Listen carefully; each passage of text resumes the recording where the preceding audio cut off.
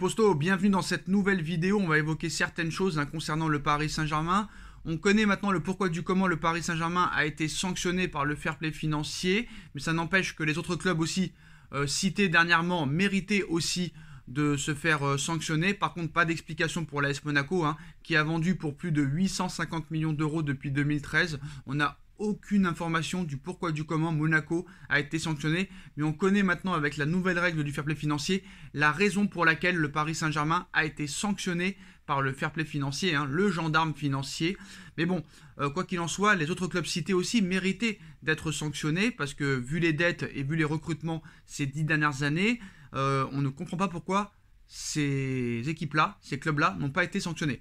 Mais on va commencer avec la polémique PSG-SNCF. Le PSG va rencontrer la SNCF après la proposition du directeur de TGV Intercité Alain Krakowicz, puis la polémique née de la réponse de Christophe Galtier. Le PSG va rencontrer la SNCF à la fin du mois, informe le Figaro dans son édition du jour. Les deux entreprises vont discuter d'une éventuelle future collaboration alors que jusque-là les échanges n'ont pas été fructueux.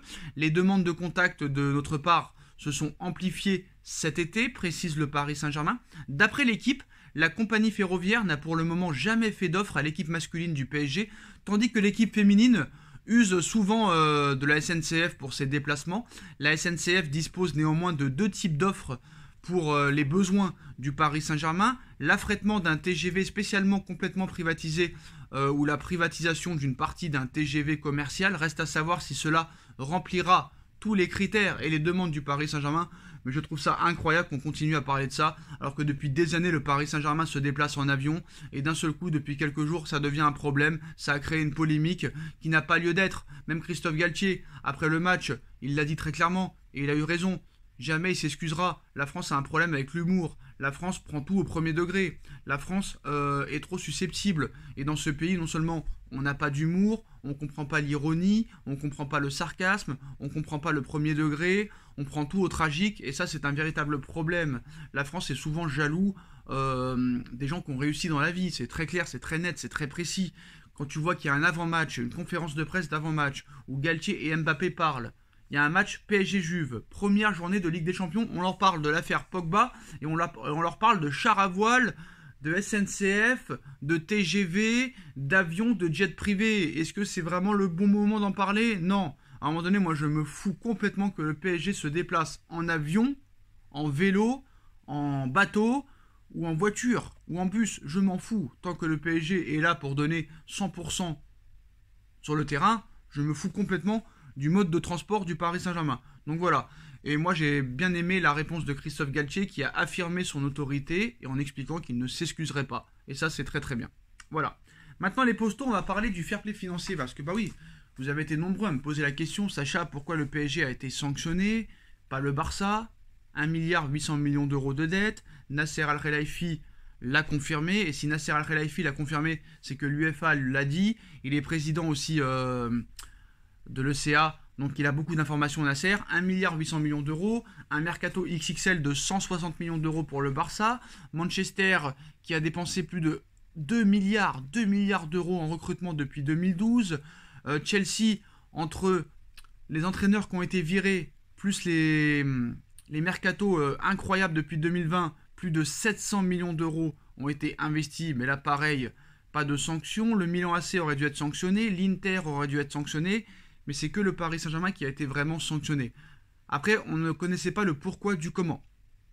Est-ce que l'UEFA a un problème contre les clubs français? On peut se poser la question, parce que l'AS Monaco a été sanctionné, Marseille a été sanctionné, mais surtout l'AS Monaco, les postos. L'AS Monaco qui a vendu pour plus de 850 millions d'euros de joueurs depuis 2013 a été sanctionné auprès de l'UEFA. Pour quelle raison? On ne sait pas. Mais maintenant, en ce qui concerne le Paris Saint-Germain, on sait pourquoi ils ont été sanctionnés. C'est surtout le nouveau salaire qui a été donné à Mbappé qui a tout fait accélérer, très clairement. Parce que là, on se retrouve avec des salaires exorbitants. Il y a eu beaucoup de prêts cet été, il y a eu des ventes pour 50 millions d'euros, mais ça ne suffit pas. Ça ne suffit pas. L'année prochaine, ça ira mieux. Parce que quoi qu'il en soit, déjà, les options d'achat vont se confirmer. Le PSG va récupérer les 25 millions de Diallo, les 23 millions de Paredes, les 5 millions d'euros de Michou, et il y aura peut-être quelques ventes. Après, là, cette année, et depuis 2 ans, il y a eu des salaires exorbitants à payer. Et c'est vrai que maintenant, comme par hasard, hein, c'est passé des transferts à la masse salariale. Très clairement. Donc, n'importe quel club peut être endetté et recruter maintenant avec la nouvelle règle du fair play financier, qui rentre en rigueur dès cette année. Et comme vous avez vu, hein, d'après le New York Times, confirmé par les médias espagnols, Mbappé entre 2022 et 2025 va toucher, écoutez bien, 100 millions d'euros par an, apparemment 84 millions d'euros net par an, plus une prime de 300 millions d'euros, c'est-à-dire 125 millions d'euros à la signature, et le reste étalé sur 3 ans. Voilà pourquoi le Paris Saint-Germain a été sanctionné par l'UEFA. Mais après, ce qu'il faut savoir, c'est que y a un truc que je ne comprends pas, c'est que le nouveau salaire de Mbappé rentre en rigueur cette année. Ça veut dire que ça va continuer à s'empirer. Ça va continuer à s'empirer. Donc on a Mbappé 84 millions d'euros par an, c'est exorbitant, c'est presque une honte, on va pas se mentir. Personne ne mérite 84 millions d'euros par an. Déjà, même les salaires de Messi, 41 millions d'euros par an, et Neymar, 30 millions d'euros par an, c'est exorbitant.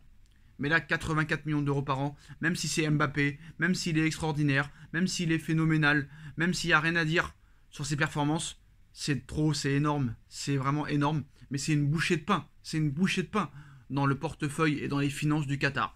Donc c'est pour ça que cette sanction de 10 millions d'euros, c'est pas grave pour le PSG, c'est 1 euro, ils peuvent s'en accommoder. Après, si le PSG n'arrive pas à remonter la pente d'ici 3 ans, bah là, ce sera 65 millions d'euros. Mais même 65 millions d'euros ou 55 millions d'euros, c'est une bouchée de pain pour le Paris Saint-Germain qui pèse plus de 400 milliards d'euros.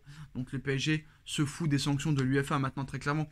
Donc maintenant, le PSG va quand même essayer de respecter les règles, mais en aucun cas, les autres clubs ne méritaient pas d'être sanctionnés. Manchester, Chelsea, ainsi que Barcelone méritaient amplement d'être sanctionnés. Mais c'est vrai que la masse salariale, avec le nouveau salaire de Mbappé, a explosé. Il y a aussi le salaire de Ramos et beaucoup d'autres salaires. Il y a plus de 12 joueurs parisiens qui émergent à plus de 1 million d'euros. Et ça, c'est énormissime. Maintenant, il va se passer un certain nombre de choses à partir de l'été prochain. Ramos, 13 millions d'euros par an. Léo Messi, 41 millions d'euros par an, sont en fin de contrat à la fin de saison. Est-ce que Messi va rester? Il a encore une année en option, mais c'est Messi qui décide si il lève l'option et pas le Paris Saint-Germain. Ramos, ce sera le Paris Saint-Germain qui va décider et non Sergio Ramos. Alors c'est sûr que si tu n'actives pas l'année supplémentaire de Ramos et Messi et que Ramos et Messi s'en vont, c'est vrai que la masse salariale va très clairement s'alléger. Mais quoi qu'il en soit, Paris veut toujours garder Messi et veut le prolonger. Et Ramos, on ne sait pas. Mais quoi qu'il en soit, voilà, on connaît maintenant le pourquoi du comment le PSG a été sanctionné par l'UEFA. C'est à cause des énormes salaires de Neymar, de Messi et surtout de Mbappé, qui a quadruplé depuis sa prolongation. Donc là, entre Mbappé, Messi et Neymar, donc 84 millions d'euros, ce qui fait 104, 114, 124 millions d'euros Messi Mbappé. 124, on est à 154 millions d'euros de salaire sur un an pour seulement 3 joueurs. 154 millions d'euros de salaire pour Neymar, Messi et Mbappé. Et c'est beaucoup trop. Voilà, c'est beaucoup trop, c'est énormissime. Et voilà. Donc maintenant, il va falloir gérer, il va falloir très clairement remonter la pente au niveau des ventes, au niveau des partenariats, et au niveau des performances en Ligue des Champions. Il va falloir surtout se faire un palmarès parce que tant que le PSG n'aura pas un palmarès en Ligue des Champions, j'ai bien précisé, tant que le PSG ne gagnera pas sa première Ligue des Champions, le PSG ne se fera pas respecter par l'UEFA. Parce que tous ceux qui sont passés à travers les gouttes de la sanction de l'UEFA ont gagné au moins une Ligue des Champions ou deux. Voilà, Chelsea, 2 Ligues des Champions, Manchester United, 5 Ligues des Champions, le Barça, 5 Ligues des Champions, le Milan AC, 5 Ligues des Champions, l'Inter, 3 ou 4 Ligues des Champions. Voilà, tant que tu n'as pas un palmarès en Ligue des Champions, tu ne pourras pas te faire respecter par le fair play financier. Voilà les postos, c'est la fin de cette vidéo. Dites-moi en commentaire ce que vous en pensez. On like, on partage, on commente, on s'abonne. Et on se retrouve très vite pour une nouvelle vidéo les postos. Tchuss.